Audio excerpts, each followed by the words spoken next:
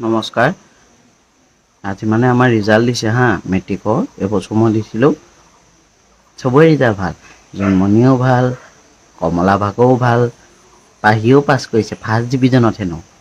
তাৰপিছত বিমলৰ ভনীয়েকেও ভাল, চবৰে ভাল। মোৰ ৰিজাল্টটো অকণমান বেয়া হ'ল মানে মই ফেইল কৰিলোঁ। আৰু পাঁচটা ছাবজেক্ট, আকৌ তাৰ ওপৰত ইলেক্টিভ ছাবজেক্টডাল আছেই। এবাৰতে কিবা পাছ কৰিব পাৰি নি হয় নাই? মানুহকতো অকণমান টাইম লাগিব। খৰচি মাৰি পঢ়িবলৈতো এবছৰত কিবা খৰচি মাৰি পঢ়িব পাৰি নি? মায়ে গালি পাৰিছে, দেউতাই আকৌ মোক ঘৰৰ পৰা ওলাই যাবলৈ কৈছে, দাদায়েও গালি পাৰিছে। পাঁচটা ছাবজেক্ট, আকৌ তাৰ ওপৰত ইলেক্টিভ ছাবজেক্ট, এবাৰতে কিবা খৰচি মাৰি পঢ়িব পাৰি নি? মানুহক 2-3 বছৰ সময় এটা লাগিব হয় নাই বাৰু? ইফালে আকৌ খুব ক'ব জানে, খৰচি মাৰি পঢ়িবি। এনেকৈ খৰচি মাৰি পঢ়িব পাৰি নি এবছৰতে? কমচে কম 6টা ছাবজেক্ট পঢ়িবলৈ কমচে কম 3 বছৰমান দিব লাগে হয় নাই বাৰু? বুজিয়ে নাপায়, গালি পাৰি আছে। মোৰ বোলে কৈছে ওলাই যাবলৈ কৈছে ঘৰৰ পৰা, নেযাওঁ মই। আৰু আপোনালোকৰ ল'ৰা ছোৱালী, কাৰোবাৰ মিতিৰ কুটুমৰ অঙহী বঙহী যদি মেট্ৰিক পৰীক্ষা দিছিলে, ফেইল কৰিছিলে, আপোনালোকেও চাগে এনেকৈ গালি গালাজেই কৰে। আৰু ভালেই কৰিছে দিয়ক, গালি গালাজ কৰিছে। সেই ছাত্ৰ ছাত্ৰীকেইটা মানসিক অশান্তি ভোগক, তাৰপিছত ছুইচাইড কৰি দিয়ক।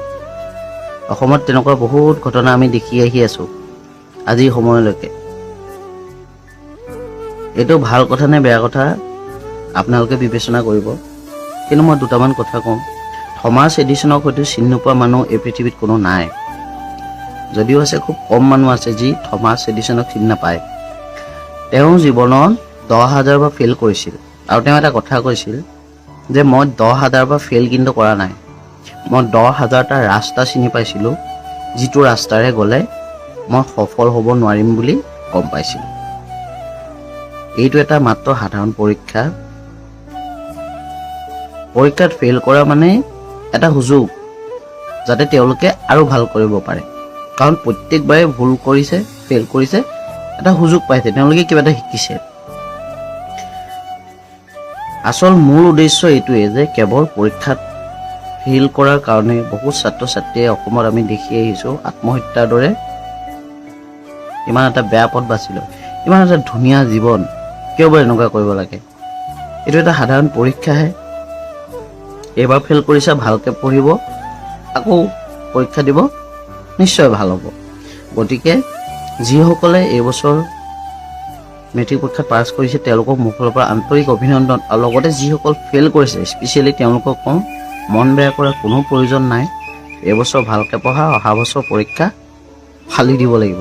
আৰু লগতে গাৰ্জেনসকলক মই পুনৰবাৰ অনুৰোধ জনাইছোঁ, ল'ৰা ছোৱালীয়ে মেট্ৰিক পৰীক্ষাত ফেইল কৰিলে বুলি তেওঁলোকক মিছগাইড নকৰিব, তেওঁলোকক মানসিক অত্যাচাৰ নকৰিব, তেওঁলোকক এনকাৰেজ কৰক যাতে অহা বছৰ তেওঁলোকে আৰু ভাল ৰিজাল্ট কৰিব পাৰে। ধন্যবাদ। জয় আই অসম।